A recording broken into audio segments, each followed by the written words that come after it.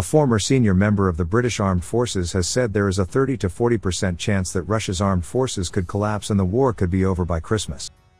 Retired RAF Air Marshal Edward Stringer, the ex-Director General of the Defense Academy and Director General of Joint Force Development, Strategic Command, told Sky's Kay Burley he previously thought the war would go into next year, but things have changed on the ground. I think it is possible now. One hates to be the person who said it will all be over by Christmas, but it is possible now that there could be a collapse in the Russian armed forces.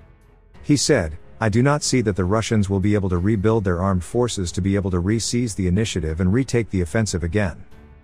And so now we are into seeing how this develops on the ground, and one hopes that Zelensky will be in a position where he can start to negotiate favorable terms and perhaps even defeat the entire Russian invasion of his country.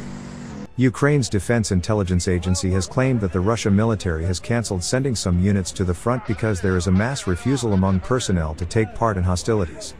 The GUR says members of the 5th Separate Tank Brigades of the 36th Army have refused to fight, with some of them having been dismissed from service.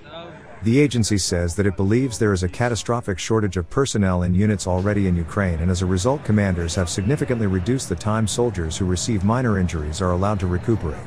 It says Russia is planning to redeploy 4 battalions to the Kherson region to bolster for the forces there, but these units are significantly understaffed. Most of the personnel are not Chechens, but mercenaries from the poorest regions of the Russian Federation, the GUR said. The mayor of the southern city of Melitopol has said that in the Kharkiv region, Russian soldiers grabbed any form of transport they could lay their hands on as they fled. Ivan Fedorov, in a telegram post, says that when the Russian troops reached the border, there was a queue 20 kilometers long. Soldiers were forced to steal mopeds and bicycles to save themselves. Local gas stations immediately stopped selling gasoline on the instructions of military commanders. Only special vehicles of the occupiers were refueled. Those local collaborators who managed to leave for the border with Russia were unpleasantly surprised by the surprise.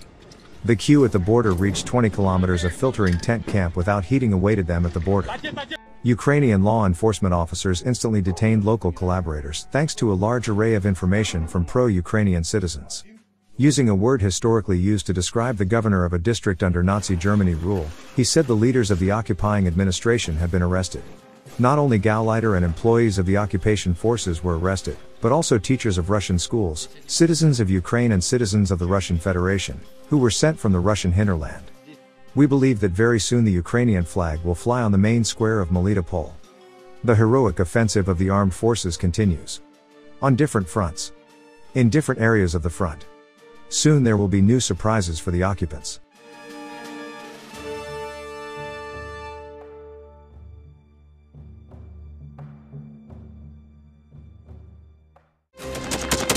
Thanks for watching, and don't forget to subscribe.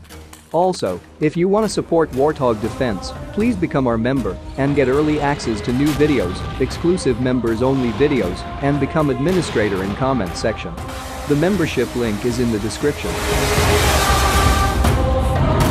Rescues every day. We had a guy last week at 6 rescues in 6 days. You know, he's doing the job every day.